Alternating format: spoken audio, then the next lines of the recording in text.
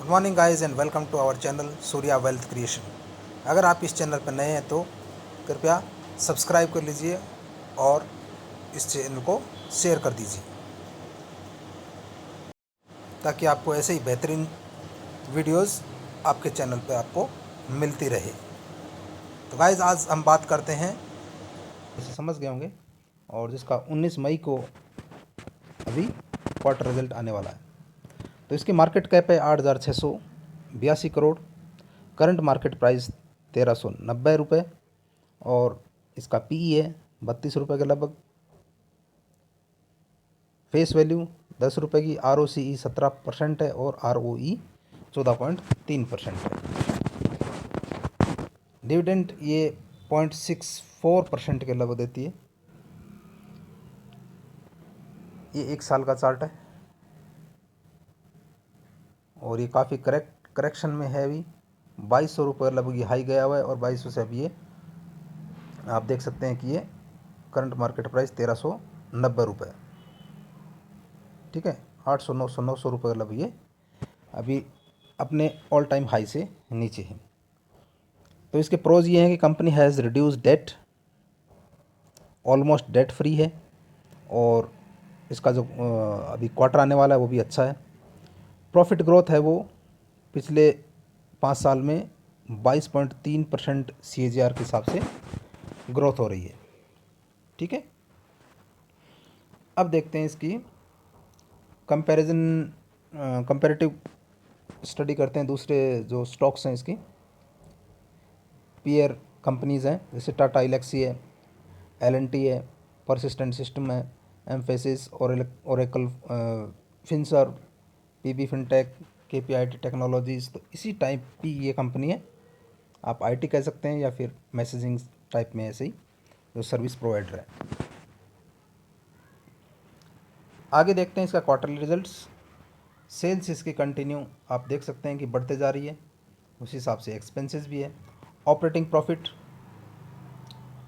56 करोड़, 85 करोड़, 103 करोड़, 125 करोड़, जो कि सेल्स में से एक्सपेंसेस माइनस करेंगे तो इसका ऑपरेटिंग प्रॉफिट आ जाएगा। और ऑपरेटिंग प्रॉफिट मार्जिन परसेंटेज है वो है 13%, मतलब कभी 9% था, कभी 12%, 13%, अभी इसी क्वार्टर में 13% के लगभग। और अभी जो मार्च क्वार्टर आएगा उसका देखते हैं कितना आने की संभावना है।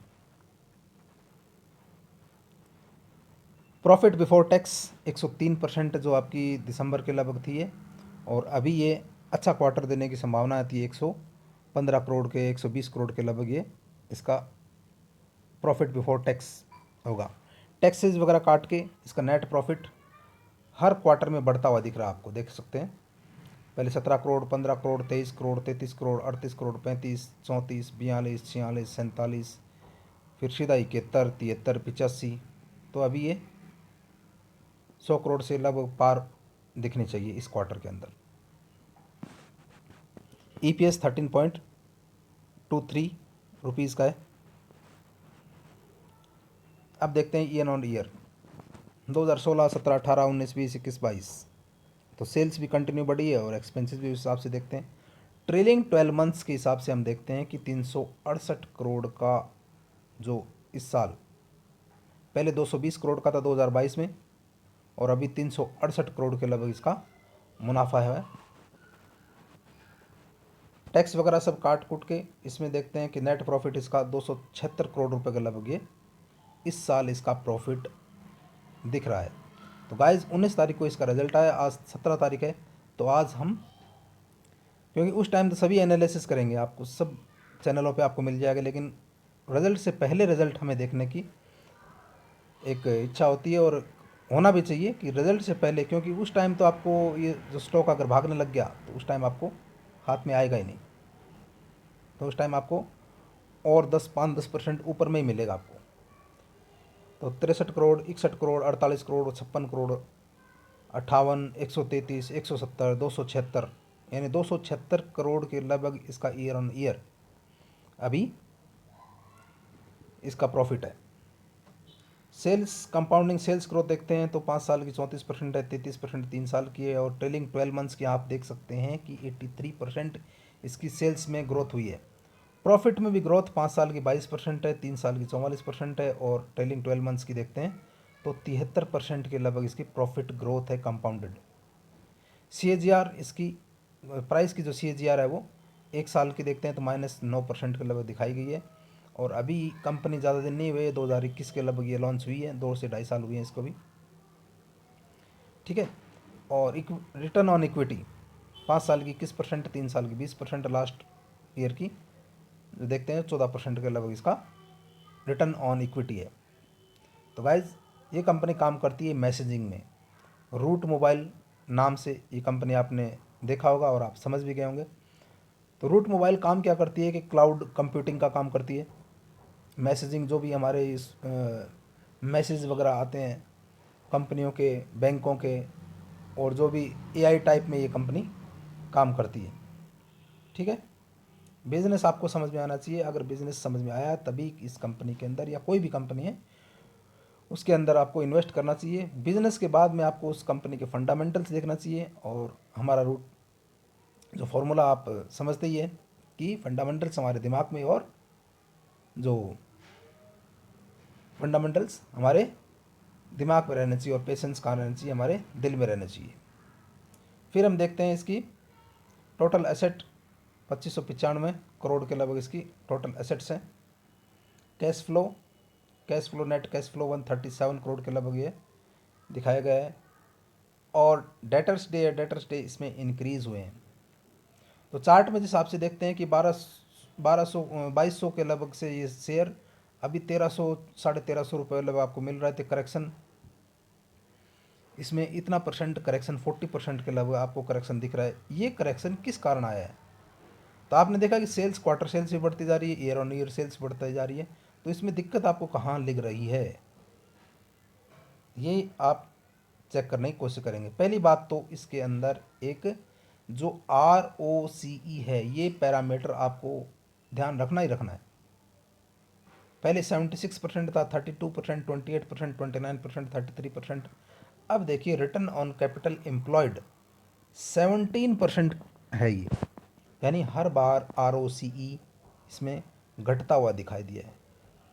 ROCE का मतलब जो कैपिटल लगाई है उन्होंने, रिटर्न ऑन कैपिटल एम्प्लॉयड, यानी उस बिजनेस को चलाने के लिए जो कैपिटल उन्होंने लगाई है, उस कैपिटल से कितना रेवेन्यू जनरेट कर पा रहे हैं।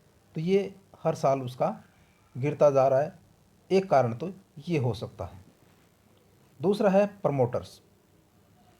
प्रमोटर हम देखते हैं कि सितंबर 2020 में हर क्वार्टर का देखते हैं, पहले 66.33% था, फिर और कम हुआ 65-75 हुआ, फिर और कम हो गया 65-35 हो गया, 65-35, फिर और कम हुआ 65-12, फिर 59.98, फिर 59.82, 59.82, फिर 58.56, 58.43, 58.32, यानी कंटिन्यू जब से ये कंपनी लॉन्च हुई है तब से अभी तक हर बार ये कुछ पॉइंट करके ये कंपनी आपको नीचे इसका जो शेयर होल्डिंग पैटर्न है वो नीचे जाता हुआ दिख रहा है। FIIs इसमें पैसा अपना बढ़ाते जा रहे हैं। DIIs का भी अच्छा 8% के लगभग, इसमें पब्लिक का भी 13% के लगभग 13.25% इसमें होल्डिंग है। अदर्स में कुछ इसमें दिखाई नहीं दे रहा। तो आपको प्रोमोटर की होल्डिंग ज़रूर है, लेकिन प्रोमोटर की होल्डिंग इतनी कम भी नहीं है क्योंकि 50% से ऊपर भी है। और ये जो घटा रहे हैं, थोड़ा थोड़ा करके घटा रहे हैं, थोड़ा थोड़ा भी इनको भी पैसा चाहिए, तो वो अपने शेयर से ही बेचकर और अपने बिजनेस को चलाने की कोशिश कर रहे हैं। इतना ज़्यादा भी नहीं बेच रहे, थोड़ा बेच रहे हैं। तो इस हिसाब से लोग भी अपना नीचे नीचे की तरफ आ रहे हैं, यानी इसका जो शेयर प्राइस है वो नीचे की तरफ आपको डिप होते हुए दिख रहा है, ठीक है। तो दो चीज़ आपको इसमें दिखाई दी, जो एक नीचे इस शेयर का नीचे आने की संभावना या नीचे आने का कारण हम कह सकते हैं कि क्या है। एक तो शेयर होल्डिंग पैटर्न्स, हर क्वार्टर के अंदर इसका कुछ पॉइंट इसका नीचे आता जा रहा है। और एक ROCE जो रिटर्न ऑन कैपिटल एम्प्लॉयड है, यानी जितना पैसा वो लगा रहे हैं उस बिजनेस के अंदर, उससे उतना परसेंट जितना जनरेट करना चाहिए था उतना जनरेट वो नहीं कर पा रहे हैं। पहले 76 था, फिर उसमें और कम होते होते आज 17% के लगभग ROCE हो गया इसका, यानी जितना पैसा वो लगा रहे हैं उससे उतना पैसा वो जनरेट नहीं कर पा रहे, प्रॉफिट जनरेट नहीं कर पा रहे। प्रॉफिट ज़रूर बढ़ रहा है, लेकिन जिस हिसाब से पैसा लगा रहे हैं उस हिसाब से उसमें आपको जो प्रॉफिट है वो नहीं दिख रहा है। तो इसीलिए ये शेयर आपको इतने करेक्शन में मिल रहा है।